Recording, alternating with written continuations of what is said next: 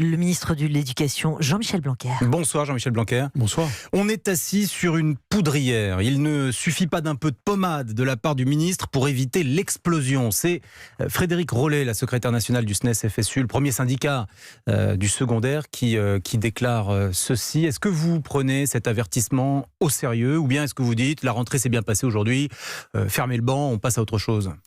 Oui, j'ai parlé avec Madame Rollet ces derniers jours et on n'était pas du tout avec ce vocabulaire, donc je pense qu'il y a, de même que je n'utiliserai pas le vocabulaire que vous avez utilisé pour l'introduction, je pense qu'il y a dans notre société une tendance parfois à vouloir dramatiser, parfois exciter les conflits, alors qu'en réalité cette rentrée est en train de très bien se passer, y compris d'ailleurs avec les organisations syndicales. Donc Frédéric Rollet, la syndicaliste Frédéric Rollet, lorsqu'elle vous parle en tête-à-tête, sans aucun média présent, elle ne parle pas de poudrière, elle ne parle pas d'explosion.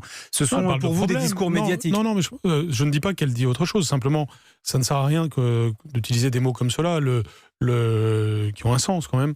Donc, mais à la limite, peu importe. Ce qui compte, c'est qu'aujourd'hui, il y a une très belle rentrée. On peut vraiment le dire aujourd'hui. Très peu de problèmes particuliers. Bien sûr, il y en a toujours. Mais quelques mouvements sociaux tout de même. Moi qui connais quand même des rentrées depuis un grand nombre d'années, c'est pratiquement celle où il y a le moins et de problèmes sociaux et de problèmes d'organisation. Bien sûr, il en subsiste toujours, mais c'est franchement une des meilleures rentrées que j'ai vues.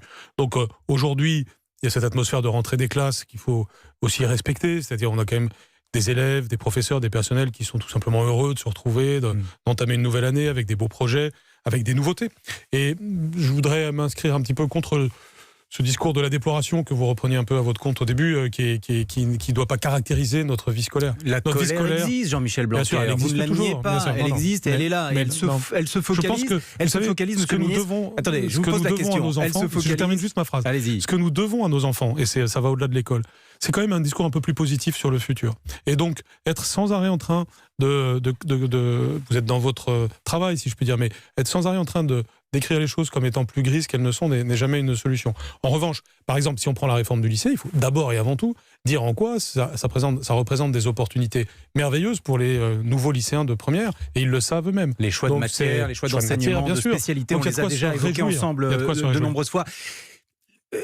Peut-être que vous regrettez un discours de la déploration, mais la réalité, c'est que les professeurs s'expriment. Pour bon nombre d'entre eux, ils expriment une inquiétude. L'inquiétude, elle concerne l'enseignement, mais aussi leur pouvoir d'achat.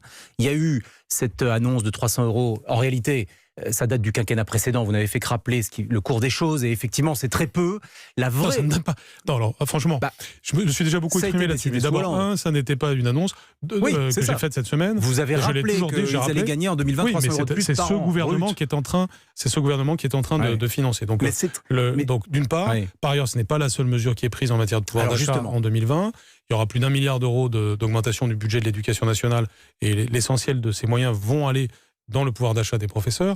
Donc, est-ce qu'on augmente le point d'indice ? Est-ce qu'on augmente le point d'indice ? Le point d'indice, ça concerne l'ensemble de la fonction publique. C'est un autre enjeu. Mais il n'y a pas que le point d'indice pour augmenter le pouvoir d'achat des professeurs. Il y a la fluidité des carrières, il y a toute une série d'améliorations. Il y a aussi les primes que nous sommes capables de faire. Par exemple, en réseau d'éducation prioritaire, cette année, c'est 1 000 € supplémentaires qui s'ajoutent aux 1 000 € de l'année dernière, donc 2 000 € par an pour toute personne travaillant dans l'éducation prioritaire. Janvier 2020 ? Non, c'est vrai, dès ce mois de septembre. Ça se répartit sur l'ensemble de l'année, mais c'est 1 000 € annuels, et donc ça signifie quelque chose de très significatif pour 50 000 personnes. Et ce ne sont pas les seules mesures que nous prenons. Donc, si vous voulez, on est sur un sujet en réalité consensuel, c'est-à-dire, premièrement, on est d'accord pour faire un diagnostic. Je ne nie pas qu'il y a un problème. Donc de ce point de vue-là, il n'y a pas de conflit autour de ça. On est en situation de se mettre autour de la table et d'avancer. Et deuxièmement, on est sur un sujet qui connaît des premiers progrès, insuffisants, certes, je suis le premier à le dire, mais intéressants, et qui doivent nous permettre d'avancer. Donc c'est pour ça que je dis que c'est mieux de ne pas tenir un discours de déploration, parce que quand on a un bon... On rend compte aussi de la réalité du terrain. Les professeurs l'expriment, cette inquiétude, cette colère. Moi, vous savez, j'en vois toute la journée. J'étais toute la journée sur le terrain aujourd'hui. Je vous assure qu'il y a des professeurs, par exemple, je vous donne un exemple. Cet après-midi, j'étais dans l'Académie de Créteil. Vous avez des professeurs qui notent les progrès qu'on est en train de faire en matière d'accueil des élèves handicapés. On n'est évidemment pas toujours aussi bon qu'on le voudrait, mais il y a de très nets progrès qui sont à constater dans cette rentrée. Toujours sur ce sujet du pouvoir d'achat des professeurs et de l'éducation nationale en général, il y a un sujet d'inquiétude, c'est la réforme des retraites.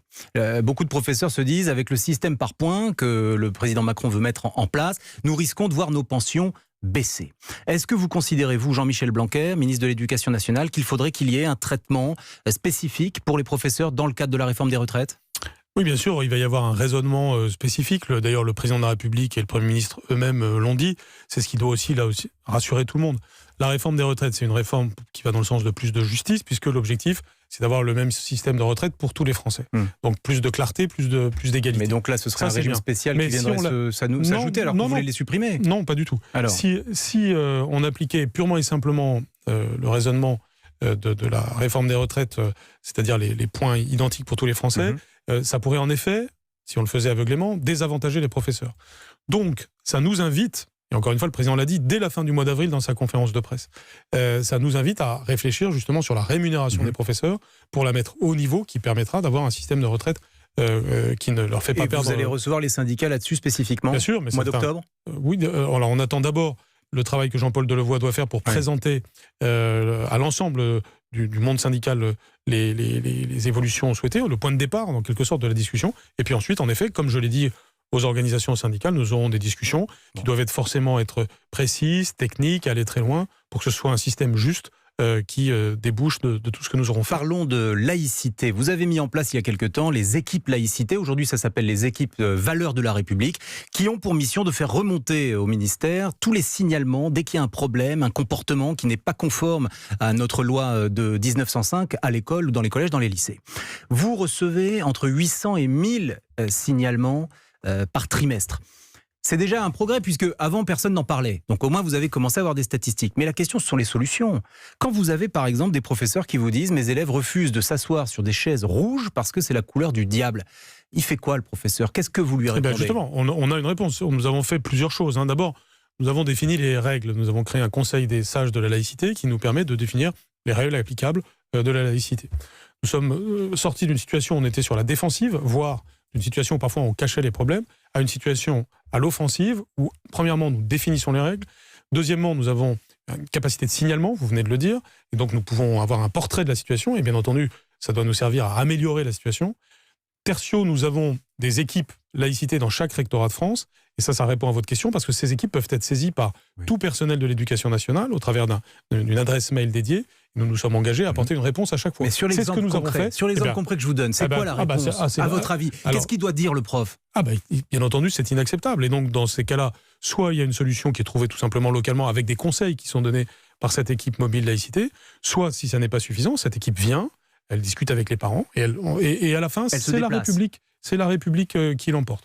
C'est vraiment ce que j'ai posé de manière, là aussi, très calme, très sereine, très constructive, mais on affirme les valeurs de la République et on les met en œuvre sans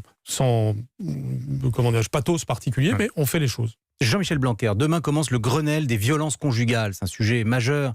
Et on se dit que face à ces violences conjugales, je rappelle le nombre de féminicides chaque année, finalement, la solution est à l'école, comme pour beaucoup de problèmes de société. Oui. Est-ce que l'enjeu aujourd'hui, c'est pas de déconstruire les stéréotypes sexistes que les enfants déjà ont en tête ? Est-ce que c'est, selon vous, la solution, le retour des ABCD de Najat Vallaud-Belkacem ? Ils avaient été abandonnés à l'époque en race campagne, tellement ils avaient déclenché la polémique. C'est quoi votre solution à vous ? La solution, on les a déjà enclenchées, d'ailleurs en collaboration très étroite avec Marlène Schiappa. D'abord, toujours en renvoyant au principe.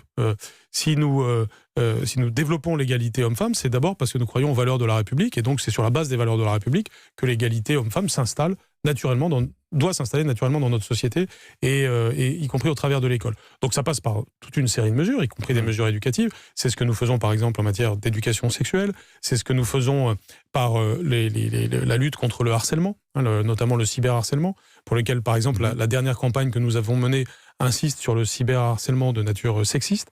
Et puis bien entendu, il faut, comme vous dites, déconstruire certains stéréotypes, et donc ça passe par certains de nos programmes, par des programmes pédagogiques et la formation des professeurs. Jean-Michel Blanquer, on va tourner une page de pub, mais j'ai un dernier mot et vous avez le droit de répondre que par oui ou par non. D'accord. Si Cédric Villani est candidat après-demain à la mairie de Paris, il faut l'exclure du parti ? De toute façon, nous soutenons Benjamin Griveaux, il n'y a aucun doute là-dessus. Oui ou non, je vous ai dit, est-ce que on exclut Cédric Villani ? Après, c'est les instances du parti qui décident. J'ai du mal à dire du mal de Cédric Villani, que j'aime beaucoup par ailleurs, mais il est évident qu'il y a des règles du jeu à respecter. Bon. Et donc, on soutiendra Benjamin Griveaux et il se passera ce qui doit se passer d'un point de vue juridique vis-à-vis de Cédric. Mais Jean-Michel Blanquer, vous allez rester avec nous. Les auditeurs sont nombreux à nous appeler sur le 39 21. David Doucan, on va se rejoindre dans un petit instant. Ils vont vous poser des questions et le ministre de l'Éducation va vous répondre. Votre grand